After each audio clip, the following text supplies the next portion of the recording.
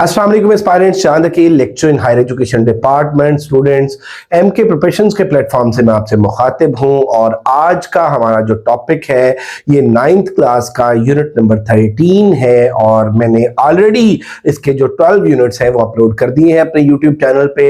MK preparations हमारा YouTube channel है, इसी नाम से हमारा ऑनलाइन इंस्टीट्यूशन है। और अल्हम्दुलिल्लाह एमके प्रिपरेशन एक एस्टैब्लिश्ड ऑनलाइन इंस्टीट्यूशन है जिससे तैयारी करके हजारों की तादाद में स्टूडेंट्स जो है वो कामयाब हो चुके हैं। अगर आप लोग भी हमें ज्वाइन करना चाहते हैं तो इस वीडियो के डिस्क्रिप्शन में रजिस्ट्रेशन के लिए नंबर मौजूद है। और ये वीडियो खास तौर पर उन एस्पायरेंट्स के लिए है जो तैयारी कर रहे हैं SST general, SST IT, SST math physics और एसएसटी बायोकेमिस्ट्री की, जो केपीके में एग्जाम्स नियर फ्यूचर में होने वाला है। तो इसमें डिस्कस करते हैं लेटर टू न्यूज़पेपर एडिटर। अब हमारा क्योंकि ऑब्जेक्टिव पेपर है, एमसीक्यूज बेस्ड है, उसमें हमें लेटर का जो कंटेंट है उससे हमारा कोई लेना देना नहीं है, बल्कि इस लेसन के अंदर जो ग्लॉसरी यूज हुई है, जो वोकैबुलरी यूज हुई है, उसके वर्ड्स को हम देखेंगे, उनके सिनोनिम्स को हम देखेंगे, उनके यूजेज को हम देखेंगे और उसके बाद जो है उसकी एक्सरसाइज को हम डिस्कस करेंगे। तो सबसे पहले वर्ड देख लें आप, एक्चुअलिटीज। एक्चुअलिटीज जो है ये बुनियादी तौर पे एक्चुअल से है, और एक्चुअल जो है वो आपको पता है रियल को बोलते हैं, ओरिजिनल को बोलते हैं, कोई चीज जो हकीकत में हो, एग्जिस्ट कर रही हो, एग्जिस्टिंग रियलिटी को बोलते हैं। उसके बाद आप देख लीजिए इन्फ्लुएंस जो है, इन्फ्लुएंस इफेक्ट को बोलते हैं, असर को बोलते हैं, इंपैक्ट को बोलते हैं। और इसमें the effect that somebody something has on the way a person thinks और बिहेव। और उसके बाद डिस्टॉर्शन है। डिस्टॉर्शन जिस तरह से फॉर एग्जांपल आप कॉल पे बात कर रहे हैं और किसी की आवाज के अंदर कोई शोर आ रहा है तो उसकी आवाज सही तरीके से आप तक नहीं पहुंच रही, तो आप कहते हैं कि आपकी वॉइस में बड़ा डिस्टॉर्शन है, ये जो डिस्टॉर्टेड है, ये नॉइजी है, कोई चीज अपनी असल हालत में ना हो। जब हम वॉइस की सेंस में बात करते हैं, आवाज की सेंस में बात करते हैं, तो उसमें नॉइजी के उस पे आ जाएगा a change in the shape, appearance और sound of something so that it is strange और not clear, something unclear. Tender की अगर हम बात कर लें तो टेंडर, जैसे मैं कहता हूं कि इस चीज का, इस कैंटीन का टेंडर मुझे मिल गया, ठीक है, इस प्रोजेक्ट का टेंडर मुझे मिल गया। तो टेंडर जो है an offer to carry out work, के आपको किसी काम के लिए कोई जो है आपका वो आपको कोई मंसूबा मिल जाना, कोई प्लान मिल जाना, या आपके साथ किसी का कोई एमओयू साइन हो जाना, या आपको इन अदर वर्ड्स हम कहते हैं जो उर्दू में कि किसी काम का ठेका आपको मिल जाना।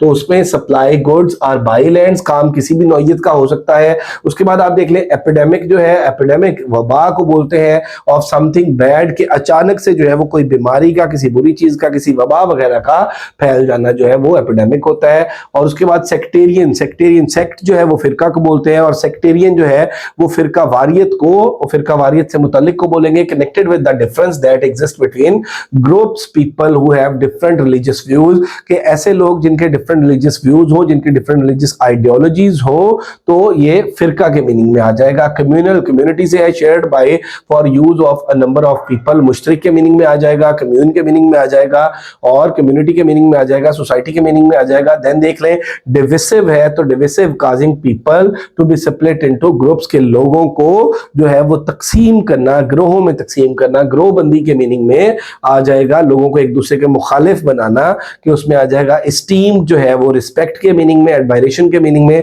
ऑनर के मीनिंग में, रेवरेंट के मीनिंग में आ जाएगा। और ओवरसीयर जो है person whose job is to make sure that other workers do their work, के ओवरसीयर जो है वो सुपरवाइजर के मीनिंग में आ जाता है, लुक आफ्टर करने के मीनिंग में आ जाता है। कोई ऐसा बंदा जो डिप्यूट होता है ये देखने के लिए कि लोग जो है वो अपना काम कर रहे हैं। तो ये कुछ words.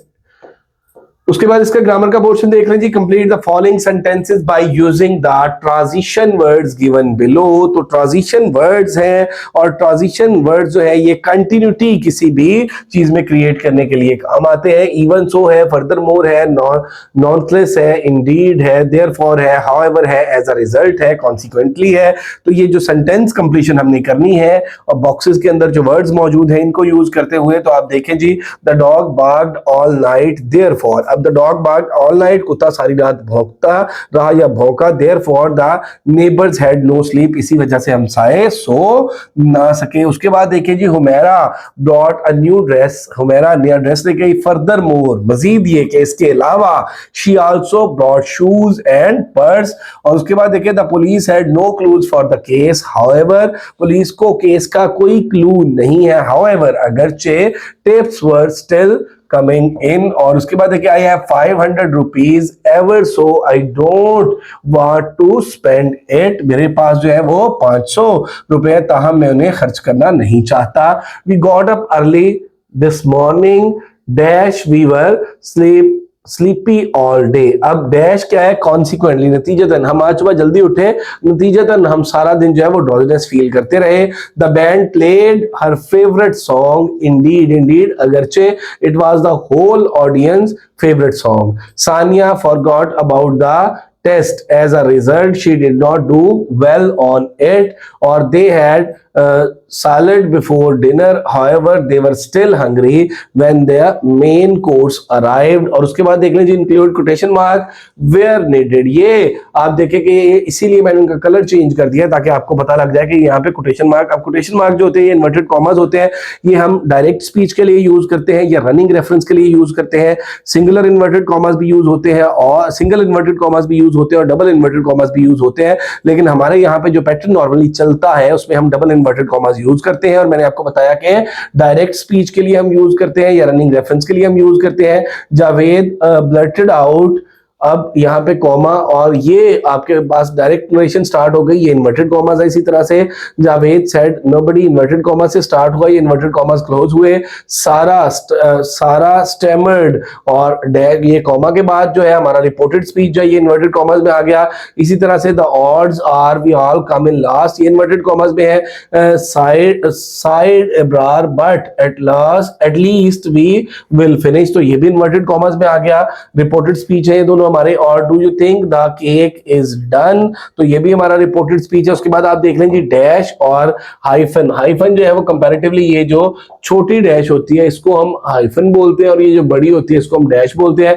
A dash is a punctuation mark used to separate a group of words, not parts of words like a hyphen. A dash is different, जो ग्रुप ऑफ वर्ड्स होते हैं उनको सेपरेट करने के लिए डैश यूज होती है। और आइडिया की कंटिन्यूटी के लिए या पास्ट में कोई बंदा कोई चीज को रिकॉल कर रहा हो तो उसके लिए भी लॉन्ग डैश यूज होती है, या एक डबल डैश यूज करते हैं हम इनफॉर्मल लैंग्वेज के लिए। जब पहला लेटर सिर्फ लिखते हो और आगे डबल डैश तो वो इनफॉर्मल गाली वगैरह कंसिडर होती है। तो इसमें आप देख लें कि a dash is longer than hyphen, dash जो है वो लंबी होती है हाइफन से, मैंने बताया ये हाइफन है और ये डैश है। और a dash can be used as a substitution, dash जो है वो सब्स्टिट्यूशन के तौर पे भी यूज होती है। Hyphen is a short single character line which connects word parts. तो अब यहाँ पे direction right whether to use dash और हाइफन देखना है हमने कि हमने यहाँ पे डैश लगानी है, hyphen rewrite the each sentence. तो my favourite colours are red और रेड एंड ब्लू। तो अब यहाँ पे देखिए माय फेवरेट कलर्स आर, ये हमने यहाँ पे क्या किया, ये यूज किया, रेड एंड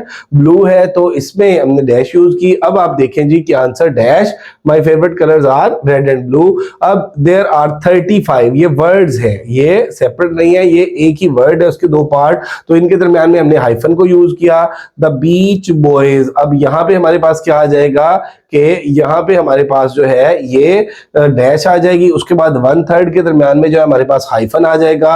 और इसी तरह से आप देख लें, the following sentence insert hyphens where needed, then tell what rule supports the usage compound words. अब कंपाउंड वर्ड्स आप देख लें जो नंबर्स में होते हैं, जैसे 70 ईयर्स, यहाँ पे हमारे पास डैश आया और यहाँ पे 7 ईयर्स, यहाँ पे हमारे पास जो है ये हाइफन आया। उसके बाद आप ये देखें जी, does Khan have a sister in law, ये और ये देख लें आप। और उसके बाद Jackie is my well trained dog, अब यहाँ पे ये जो वेल ट्रेन्ड है इसमें आ गया। और उसके बाद देखिए दिस टेक्स्ट बुक हैज 22, तो ये 22 के दरमियान हाइफन आ गया और ग्रेट ग्रैंड मदर के दरमियान ये जो है हाइफन आ गया।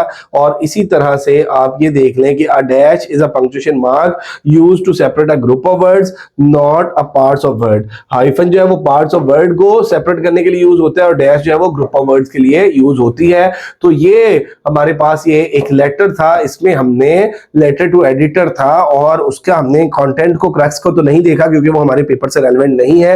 हमारे पेपर से रेलेवेंट उसमें यूज होने वाली जो ग्लॉसरी थी वो थी, उसमें हमने बेस वर्ड्स को देखा, उनके मीनिंग्स को देखा, उनके सिनोनिम्स को डिस्कस किया और उसके बाद हमारे पास जो ट्रांजिशनल वर्ड्स थे हमने उनको देखा और उसके बाद हमने जो पंक्चुएशन है, पंक्चुएशन में हमने हाइफन को और डैश को डिस्कस किया। तो ये हमारा आज का लेक्चर था।